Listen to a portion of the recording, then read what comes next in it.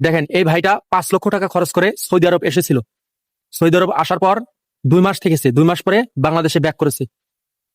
তো দেখেন সে কিন্তু 5 লক্ষ টাকা খরচ করে সৌদি আরব এসেছিল, আসার পরে দালাল তাকে কাজ দিতে পারেনি, সেজন্য বাংলাদেশে ব্যাক গেছে। তো অনেকে আছেন সৌদি আরব আসতেছেন, বিশেষ করে যারা ফ্রি ভিসা অর্থাৎ load unload visa, office facilities visa এগুলোই আসেন, তারাই কিন্তু এই সমস্যাগুলোর সম্মুখীন হচ্ছেন বেশি। কারণ ওগুলোর কোনো কাজের ঠিক নেই, কারণ ওগুলো কোনো কোম্পানির ভিসা না, ওগুলো হচ্ছে তথাকথিত ফ্রি ভিসা। তো এই ভিসাগুলোতে যারা আসতেছে সৌদি আরবে, আসার পর কিন্তু এরকম কাজ পায় না, ইকামা পায় না, খাবার পায় না, কষ্ট করে আবার বাংলাদেশে চলে যায়। তো বাংলাদেশ থেকে যারা আসবেন ভাই, আমি একজন প্রবাসী, আমার অভিজ্ঞতা থেকে আমি বলতেছি, যারা আসবেন আসার আগে অবশ্যই যাচাই বাছাই করে একটা ভালো কোম্পানিতে আসবেন। একটা ভালো কোম্পানিতে যদি আসতে পারেন তাহলে সেখানে ভালো থাকতে পারবেন। আপনার বেতন, আগামা, আরো যে অন্যান্য সুযোগ সুবিধাগুলো আছে এগুলো নিয়ে আপনার কোনো টেনশন করতে হবে না। তো এই ভাইটা দেখেন, এই ভাইটা থেকে আপনারা শিক্ষা নেন।